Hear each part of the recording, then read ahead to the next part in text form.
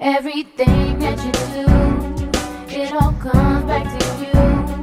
Every small little thing, and you know what I mean. Everything that you do, it all comes back to you. So you should make a change, cause it's soon on its way. I'm finding this amazing. It came out of the blue. I'm slowly going crazy because I know the truth. My life is rearranging. Everything's changed around. Let every man be swift to hear, slow to speak, slow to wrath. That means we gotta be quick to listen to what people are saying to us. Slow to just jump out and be jumping out at people, speaking and just trying to, and slow to get mad. Slow to wrath. What's that wrath there? Properly desire as reaching forth or excitement of the mind. That is, by analogy, violent passion, abhorrence, by implication, punishment, anger, indignation, vengeance, wrath. So it's saying that we're not supposed to be this way because you're not going to make anybody take on the character of Christ by lashing out at them, by, you know, it's some fable that's out there now that, you know, that we had to man up and, you know, we got to speak rough and hard, you know, but this ain't what the scripture is saying. The scriptures say we gotta be careful how we speak to people, you know, how we present ourselves, because we don't want the gospel to be blasphemed through us. So we have to, if we're going to be ministers of the gospel, we have to watch how we treat people and what we say. We're talking about the image of Christ in the mirror. Read.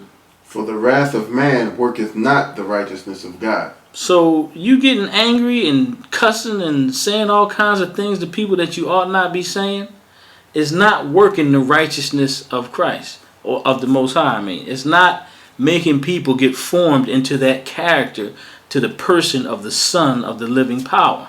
Read. Wherefore lay apart all filthiness and superfluity of naughtiness. So it says, what's that say? Lay apart. Wherefore lay apart all filthiness, which is dirtiness, morally filthiness, and superfluity of naughtiness.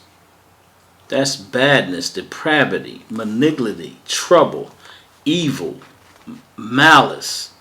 So we can't come off this. These things are the character of the beast, of the antichrist, of the fallen nature, the nature that we received in Adam, because when Adam sinned and bowed down to Satan, he took on the image of the beast, and that nature was passed down through the whole creation.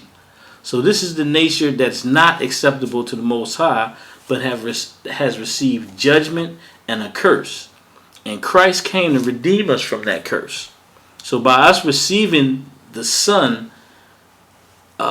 this is what is going to make us acceptable to the Most High, so that we won't stand before the Most High having our own righteousness, trying to run down a list of the things that we do. Well, I did this, and you know, I went to the Passover, and you know, I gave this, and no, but we actually have the righteous character of Christ dwelling in us. Read.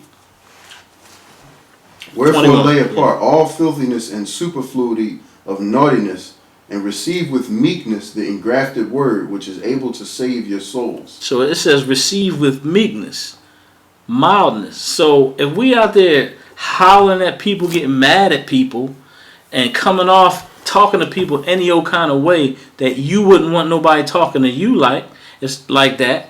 If somebody talk to y'all the way y'all talk to some of the people out there, and I'm speaking to people that's out there on the corners preaching, you know, people that's preaching to people, supposed to be letting them know about the good news, the gospel, and out there saying all kinds of things that you ought not be saying to people, saying to people's wives, all kinds of negative, naughty, evil, malicious things. Read that again.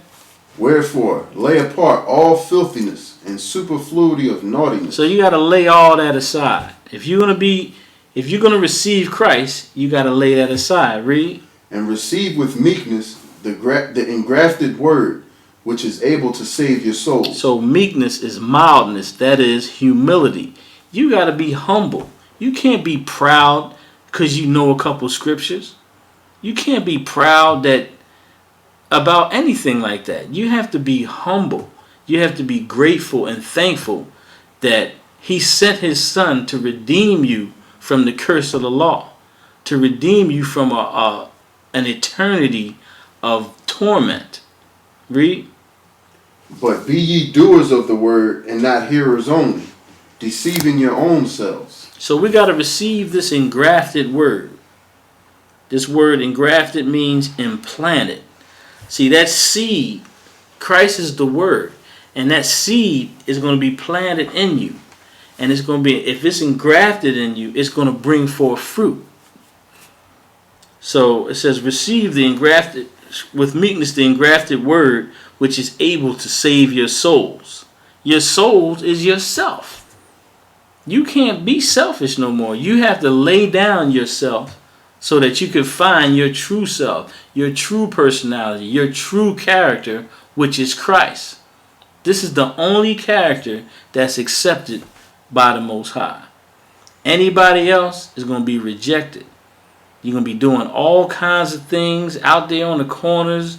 He said, if I give my body to be burned and have not love, have not Christ, it profiteth me nothing.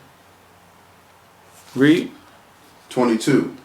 But be ye doers of the word and not hearers only, deceiving your own selves. So if you're not doing what this word says, and you're out there saying something else, that makes us hypocrites if we don't do that. So it says, be ye doers of the word. Where's doer? A performer, specifically a poet, doer of the word, right? And not hearers only, deceiving our own selves. That is to delude, to beguile. So if the righteous character of Christ is not being produced in you, and you're out there preaching and doing all these things, he said you're in a delusion. For if any be a hearer of the word and not a doer, he is like unto a man beholding his natural face in a glass. Okay, so he said if any be a hearer of the word and not a doer, he's giving an analogy now. He's like a man, read. If any be a hearer of the word and not a doer, he is like unto a man beholding his natural face in a glass. For he beholdeth himself and goeth his way, and straightway forgetteth what manner of man he was. So he's saying he beholdeth himself. He looks in the mirror and forgetteth, what did he say? And straightway forgetteth that what manner of man he was. So he looks in the mirror and sees the character, sees the personality, sees the image of Christ in the mirror. And straightway, because he's not a doer of the word, he forget what the image is. Read. But whoso looketh into the perfect law of liberty. So check it out. The perfect law of liberty, letting you know that Christ is the law. Christ is the law now. We're under the new covenant under Christ. Let's get a scripture real quick. Get Deuteronomy 18 and 15. See, we need to understand what Christ did. See, because if we don't understand what Christ did, we're going to be under the same blindness that Israel was in when Christ came on the set the first time. When Christ came and they didn't receive him because they didn't understand. And they wanted to hold on to Moses and their ceremonies and rites and different things like that. And they missed Christ. Christ became a stumbling block to them. So if we don't understand this gift that the Most High sent us, because righteousness was never meant, it was never meant for us to get righteousness through the law. Okay? The law was given for the knowledge of sin. But the prophets and the prophets of old all prophesied of a better way that was coming. Because it says the way into the holy place was not yet made manifest. But see, it says now that veil has been torn away And that veil was Christ, his flesh. When he died, that opened access for us into the Holy of Holies, where the Most High dwells in the heavenly temple.